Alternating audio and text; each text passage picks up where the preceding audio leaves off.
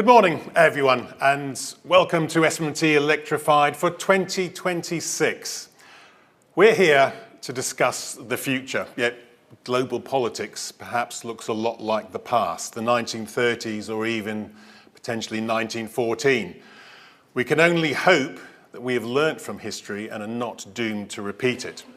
In the meantime, and in the words of Winston Churchill, let's keep buggering on.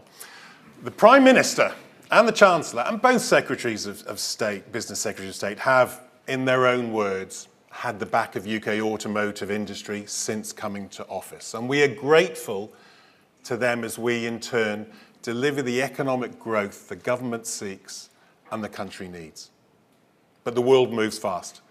And right now, we need them to stand at our backs, still at our sides, and potentially right in front of us. Wars in Europe and the Middle East, taking lives and livelihoods.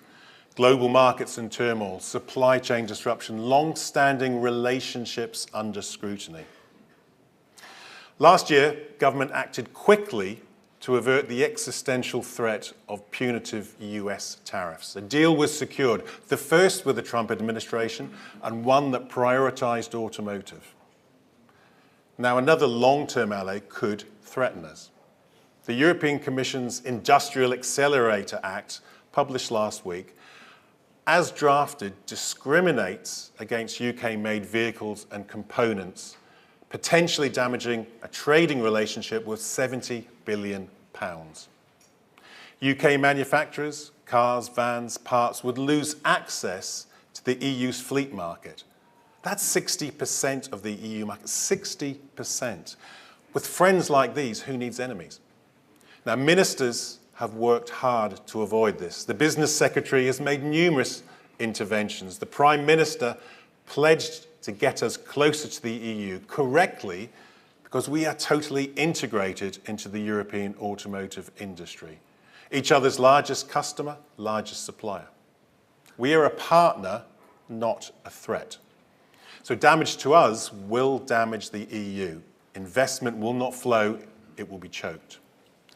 Ultimately, it will constrain choice for British and European consumers, especially in zero-emission vehicles, the very vehicles we need to deliver. And to start, let me reiterate, for the avoidance of any doubt, this industry remains totally committed to net zero. That destination has not changed and will not change. But sometimes, to reach your destination, your sat-nav reroutes you. Sometimes a diversion is necessary to avoid a roadblock. When the facts change, we change our minds, but not our goals. If the road to hell is paved with good intentions, the good intentions of the zero-emission mandate threaten to drive us off the road. And if anyone thinks that's a lack of commitment, let me repeat what we have spent. Since the ZEV mandate's introduction in 2024, manufacturers have provided more than £10 billion in EV discounts to push the market above its natural demand, a level of support that is simply unsustainable. And that comes on top of investment in technologies, investments in products, investment in the UK, but investment we would rather be spending somewhere else more productive. Everyone will comply with the mandate. We have no option, but that is not the point. The point is compliance comes at tremendous cost, either in incentives or payments for everyone. So compliance does not mean the mandate is necessarily delivering as planned. Last year, the average discount on a BEV was £11,000. Now, we always discount in this industry, but to that level on vehicles that have negligible margin is unsustainable. £11,000 in incentives. The fine for non-compliance is £12,000 for vehicles. So you can see what the strategy has been. But as the targets ramp up and flexibilities become less effective, the cost of bridging demand to ambition becomes ever higher. And 2027 promises a compliance crunch. Our projections suggest this year's market for EV cars and vans will be significantly short of ZEV mandate targets. Yet from the end of 27, the mandate trajectories accelerate, up by 14% for cars, 12% for vans. That means in just 2 years, we will need to more than double electric car market share from less than a quarter to more than a half, excuse me, and quadruple van share. And from 2029, flexibilities will no longer apply. So just when we were supposed to be at 80% for cars, 70% for vans, those targets, I fear, are a fantasy. I do not know anyone in the industry, anyone who actually believes they will be met as we currently stand. And beyond 2030, we don't know. We have neither the regulation yet or the certainty about which technologies will be permitted for sale from that date. What we do know, however, is the gap between ambition and demand is too great. The UK's attractiveness as a manufacturing base will evaporate. Decarbonisation could mean deindustrialisation. Nobody wants that. And it was not the intention of the regulation when it was conceived. It was conceived with the very best of intentions to position the UK as a world leader in road transport decarbonisation. And we are. However, the assumptions behind it haven't necessarily proved true. Let's look at the realities we face today compared to when it was conceived a few years ago. Battery costs are 30% higher than were anticipated. EVs are not at price parity as expected, but still bear a premium of around 17%. Industrial energy costs, from when Russia invaded Ukraine, have now jumped to 80% higher. The cost of public charging more than 120% higher at a time when, over that period, inflation was around 30%. So that's a fourfold increase in the cost of charging than was expected. Not for any reasons that are particularly due to government policy, but because of geopolitics. Now, new EV taxes are also being introduced, EV-only road pricing, just as those mandate targets will accelerate most steeply. And on a global scale, planned gigafactories scaled back or mothballed. European capacity some 40% lower than assumed.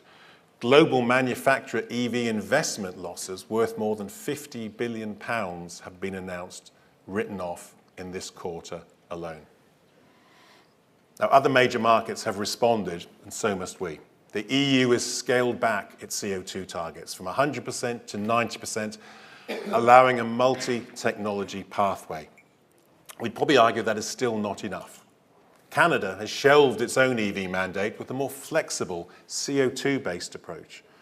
Both have recognised that carbon is the enemy, not any particular technology. Both ramping up incentives to defeat it, not taxes to sustain it.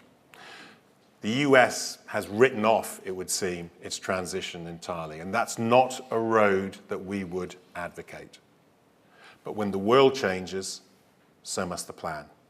Manufacturers, as I said, have invested billions in technology, new models, new plants, new skills for the workforce, and yes, in discounts. But we need realism about the scale of the challenge, recognition that the current economic realities and natural market demand. The current approach is barely working for cars and is even more adrift for vans. There are even greater challenges ahead decarbonising heavy goods vehicles. So without change, the sector is in deep jeopardy with huge consequences for the UK economy, for mobility, and potentially for CO2 reduction.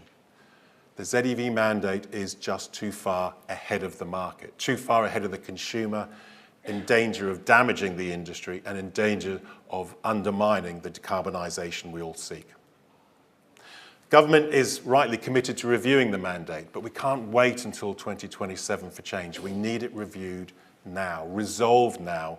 We need it to be rethought to reflect today's realities, not the ambitions that were set a number of years ago. The Prime Minister knows the difference between leading the people and getting too far ahead of the people. When you do that, you lead them nowhere. So government needs to be bold enough to lead the change, to get all of Whitehall, Treasury, Transport, DESNZ, DBT across Whitehall to recognise that our world has changed as much as anyone else's. Government clearly had our backs over tariffs. It supports us with the Industrial Transformation Fund, and most recently is helping consumers with the electric car grant. We're grateful for all of that. We need all of that.